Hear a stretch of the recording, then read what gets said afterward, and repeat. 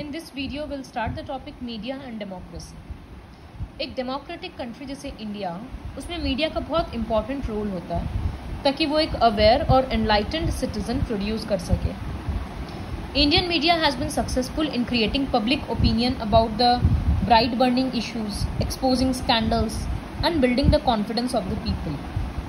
अगर कोई भी हॉट टॉपिक न्यूज़ में आता है तो इनफैक्ट बच्चा भी उस चीज़ के बारे में बात करने लगता है, उसमें अपना पॉइंट ऑफ व्यूज़ देता है. तो इसी को बोलते हैं एक एनलाइटेंड सिटीजन्स, जिसको इन्फॉर्मेशन जिसके पास हो और वो खुद अपना ओपिनियन उस चीज़ में रखे. तो ये रोल मीडिया का ही होता है. It also ensures that the political power, other parties and powerful groups do not step beyond their limits. इसका सबसे बेस्ट एग्जाम्पल है अभी सुशांत सिंह राजपूत का डेथ का केस. उसमें जो सीबीआई का इन्वेस्टिगेशन आया वो क्यों हुआ? क्योंकि ग्लोबली सब लोग उसको सपोर्ट करने लगे, justice for SSR, justice for SSR. तो in fact at the end judicial system was also forced to listen to the public sentiments and to take further steps. तभी जाकर सीबीआई इन्वेस्टिगेशन आया. जो भी पावरफुल ग्रुप्स पहले उस चीज़ को सप्रेस करना चाह रहे थे, दबाना चाह रहे थे, वो अब नहीं कर पा रहे हैं. तो इसीलिए मीडिया का बहुत इंपॉर्टेंट रोल होता है. मीडिया इंफॉर्मेशन का मेन सोर्स है. इंटरव्यू, स्पीचेस, पैनल डिस्कशंस, ये जो भी सब है, जैसे चैनल्स में आता है 4-5 पैनलिस्ट्स होते हैं, वो लोग किसी टॉपिक के बारे में डिस्कस करते हैं. सब अलग अलग पॉलिटिकल पार्टीज़ के होते हैं. तो सब एक दूसरे के पॉइंट्स को कट करते हैं, कभी सपोर्ट करते हैं. बहुत सारे फेमस पर्सनालिटीज़ अपना इंटरव्यूज़ देते हैं, अपने लाइफ के बारे में बताते हैं. तो इससे इंफॉर्मेशन मिलता है. The information helps the citizen to form opinions, learn about the working plans and programs that the government is undertaking, their successful implementation और फेलियर. कोई भी नया स्कीम गवर्नमेंट के थ्रू लॉन्च होता है तो वो सबका इन्फॉर्मेशन न्यूज़ से ही मिलता है. फिर जर्नलिस्ट लोग, न्यूज़ रिपोर्टर्स जाकर अलग अलग एरियाज़ कवर करते हैं, तो समझ आता है कि वो प्लान ठीक से इम्प्लीमेंट हुआ या नहीं हुआ. तो ये सब मीडिया का ही रोल है. Television and newspaper reporters are always ready to cover rallies, protest marches और local body meetings with politicians और public officials to answer the queries and apprehensions of the people. कोई भी, जैसे अगर किसी कोर्ट में कोई बहुत बड़ा केस का फैसला होने वाला है तो मीडिया पूरा जमा हो जाता है. कहीं पर भी कोई इम्पॉर्टेंट मीटिंग रहता है या कोई रैली रहता है या कोई प्रोटेस्ट चल रहा होता है तो मीडिया वहाँ पर फ़ौरन प्रेजेंट रहता है उस चीज़ को कवर करने के लिए, ताकि लोगों तक इन्फॉर्मेशन पहुँचे और उनको उनके सवालों का जवाब मिले. प्रिंट मीडिया का एक काफ़ी इम्पॉर्टेंट रोल है. एडिटोरियल्स, रिपोर्ट्स, लेटर्स, ये सब जो भी न्यूज़पेपर या मैगजीन्स में कवर होता है, इससे लोग इन्फ्लुएंस होते हैं. पीपल का डिसीजन, उनका ओपिनियन इन्फ्लुएंस होता है और गवर्नमेंट इस चीज़ को इग्नोर नहीं कर सकता है. प्रिंट मीडिया काफ़ी इजीली अवेलेबल होता है और अलग अलग फ़ोटो से, ग्राफ से, डेटा से, ये सब से वो और अट्रैक्टिव हो जाता है. टेलीविज़न एंड रेडियो रूरल और इलिटरेट लोगों तक भी पहुंच जाता है. वर्ल्ड में कहीं भी कुछ भी हो रहा है, वो टीवी के थ्रू एक विलेज में या कोई पढ़ा लिखा नहीं हो उसको भी पता चल जाता है. Stories and discussions about the wrong practices of village heads and money lenders have attracted the attention of the government as well as the public. गांव में जो लोग फार्मर पे टॉर्चर करते हैं उधार देने के बाद, मनी लेंडर्स डराते धमकाते हैं, ये सारा चीज़ पब्लिक में आया, न्यूज़ में आया, तो इससे गवर्नमेंट उसके अगेंस्ट एक्शन लेता है. इंडियन सिनेमा का बहुत इम्पोर्टेंट रोल है, क्योंकि बहुत लोग मूवी में जो दिखाता है उससे बहुत इंस्पायर होते हैं. कितना सारा मूवी सोशल लेवल्स के ऊपर बनता है, पॉलिटिक्स के ऊपर रहता है, इकोनॉमिक एक्सप्लॉयटेशन, अमीरी गरीबी, इन सब चीज़ों को भी दिखाता है. फिल्म्स हिंदी में, इंग्लिश में और सारे लोकल लैंग्वेजेस में भी बनता है. तो ये एक बहुत इम्पॉर्टेंट रोल प्ले करता है इंडिया में. The ever increasing hunger of the viewers for information has led to an increase in many Hindi and English television channels along with the number of regional channels. इतना ज़्यादा लोग TV देखने लगे हैं कि नंबर ऑफ चैनल्स इंक्रीज़ हो गया है. हिंदी का भी बहुत सारा चैनल्स है, इंग्लिश का भी एंड इनफैक्ट अलग अलग स्टेट में रीजनल लैंग्वेजेस, लोकल लैंग्वेजेस का भी अलग अलग चैनल है. They remind the politicians about their unfulfilled promises and their responsibilities towards their constituency and the nation.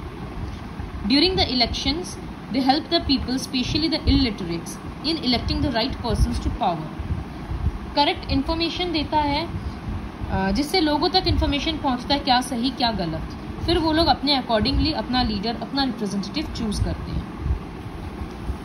The film लगे रहो मुन्ना भाई was exempted from entertainment tax by the government, as it taught the lesson of non-violent protest, even though in a filmy style. ये जो movie है इसको entertainment tax नहीं देना पड़ा था, गवर्नमेंट माफ़ कर दिया था. क्यों? क्योंकि ये एक बहुत अच्छा तरीका सिखाया था नॉन वायलेंट प्रोटेस्ट का, कि बिना लड़ाई झगड़ा के भी कैसे बदलाव लाया जा सकता है. इवन दो स्टाइल बहुत फिल्मी था, लेकिन still. But it is very important that the information provided by media is balanced and impartial. ये बहुत ज़रूरी है कि न्यूज़ में जो भी चीज़ आ रहा है वो किसी एक इंसान के फेवर में या एक पार्टी के फेवर में ना हो. It should not favour class और अ पर्सन और एन ऑर्गेनाइजेशन. वो अपना अनबायस्ड रिपोर्ट उसको देना चाहिए. फिर लोगों का सोच है खुद का कि वो किसको सही मानते हैं और किसको गलत. What do you do when you look at a news item? क्या जब हम लोग कोई भी एक न्यूज़ सुनते हैं, क्या हम लोग उसको तुरंत एक्सेप्ट कर लेते हैं कि हाँ ऐसा हुआ होगा, या हम लोग सोचते हैं कि नहीं, न्यूज़ में तो ऐसी गलत दिखाता है, ज़रूर कोई और बात भी रहा होगा. तो ये चीज़ इन दिनों कुछ ज़्यादा ही होने लग गया है कि लोग न्यूज़ को फेक मानने लग गए लोग, कि न्यूज़ में तो सब उल्टा सीधा ही दिखाता है. You will find it surprising that in 1857 the British passed the Gagging Act. Year याद करना है, एक्ट का नाम याद करना है. क्या था इस एक्ट में? इस एक्ट के अकॉर्डिंग गवर्नमेंट के अगेंस्ट अगर कुछ भी पब्लिश होगा तो वो बैन कर दिया जाएगा. कोई भी बुक, कोई भी मैगजीन, कुछ भी न्यूज़पेपर्स भी बैन हो जाएगा. गवर्नमेंट के अगेंस्ट कुछ भी लिखना नहीं चलेगा. लेकिन जब हम लोगों का कॉन्स्टिट्यूशन इम्प्लीमेंट हुआ 26 जनवरी 1950, तो फ्रीडम ऑफ प्रेस था. मतलब मीडिया को इन सब चीज़ों का फ्रीडम दिया गया था कि वो लोग सच को सामने लाने के लिए किसी के भी अगेंस्ट बोल सकते हैं, लिख सकते हैं, कुछ भी कर सकते हैं. हम लोगों का कंट्री का प्राइम मिनिस्टर है नरेंद्र मोदी, लेकिन उसके अगेंस्ट भी बहुत सारा बुक्स पब्लिश हुआ है. तो वो उस चीज़ को बैन नहीं करवा सकता है क्योंकि वो फ्रीडम ऑफ प्रेस है. In recent times, the role and importance of media is changing at a rapid speed due to globalization, privatization and increasing number of communication satellites. अब मीडिया का रोल और भी इम्पॉर्टेंट होते जा रहा है और बहुत चेंज हो रहा है क्योंकि ग्लोबल न्यूज़ ज़्यादा आ रहा है और सैटेलाइट्स वगैरह का यूज़ बहुत ज़्यादा बढ़ गया है. इन सब चीज़ों की वजह से इंडियन मीडिया इज़ फ्री. ऐसे तो मीडिया फ्री है, कुछ भी पब्लिश कर सकता है, लेकिन गवर्नमेंट कभी कभी किसी मूवी को बैन कर देता है या किसी न्यूज़पेपर को बैन किया जा सकता है या किसी आर्टिकल को हटवा देता है. ऐसा क्यों होता है? ताकि लोगों का इंटरेस्ट के बना रहे.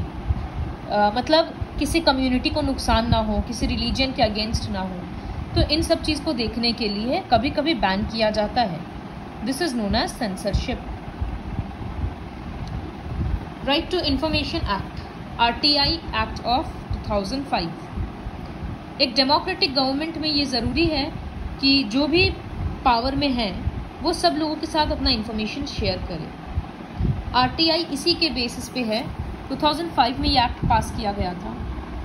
This right is closely linked with our basic rights such as freedom of speech and expression and right to education. ये क्यों पास किया गया था? क्योंकि बहुत सारा ऐसा मूवमेंट्स और ऑर्गेनाइजेशंस था जो डिमांड कर रहा था कि एक सिटीज़न के पास इंफॉर्मेशन होना चाहिए.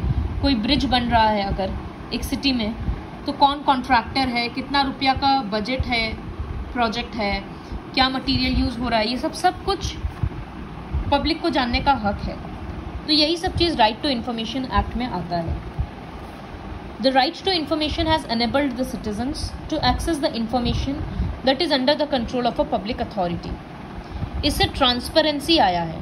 गवर्नमेंट अथॉरिटीज़ कोई बात को छुपा नहीं सकते हैं और उनको पता है कि जब लोग बिल वगैरह देखेंगे और सब कुछ, तो रुपया का हिसाब भी सही तरीक़ा से रखना होगा. Media is like a watchdog in a democracy that keeps the government active and public involved. Media एक डॉग के जैसे है, वॉचडॉग के जैसे है डेमोक्रेसी में, क्योंकि गवर्नमेंट उससे एक्टिव रहता है, अपना काम करते रहता है और लोगों तक इंफॉर्मेशन मिलता है, तो पब्लिक भी इन्वॉल्व रहता है. From the position of being a medium of information, it has become a powerful force in our daily life. पहले काम था मीडिया का सिर्फ इंफॉर्मेशन पास करना, लेकिन अब उसका एक बहुत इंपॉर्टेंट रोल हो गया है, क्योंकि लोग क्या सोचते हैं, समझते हैं, वो सब कुछ मीडिया पे डिपेंड करता है. The selection and extent of media coverage by a television channel और newspaper has set objective behind it. तो ये बहुत ज़रूरी है कि किसी भी चीज़ को अगर हम लोग अप्रूव करते हैं या रिजेक्ट करते हैं, उसके पहले सोचना समझना चाहिए, क्योंकि हर चीज़ जो न्यूज़ में दिखा रहा है वो ज़रूरी नहीं है कि पूरा न्यूज़ कवर हो ही गया है.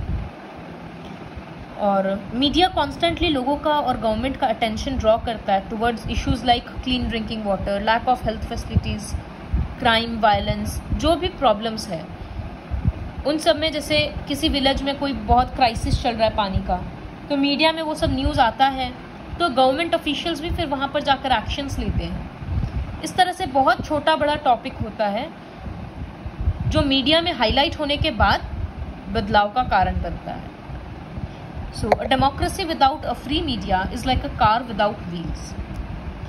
अगर किसी डेमोक्रेटिक कंट्री में फ्री मीडिया नहीं रहेगा तो वो बिना व्हील्स के गाड़ी के जैसा है. जिस तरह से बिना व्हील्स के गाड़ी नहीं चल सकता, ठीक उसी तरह से बिना फ्री मीडिया के डेमोक्रेसी नहीं चल सकता. This is all about the chapter media the main stay of democracy.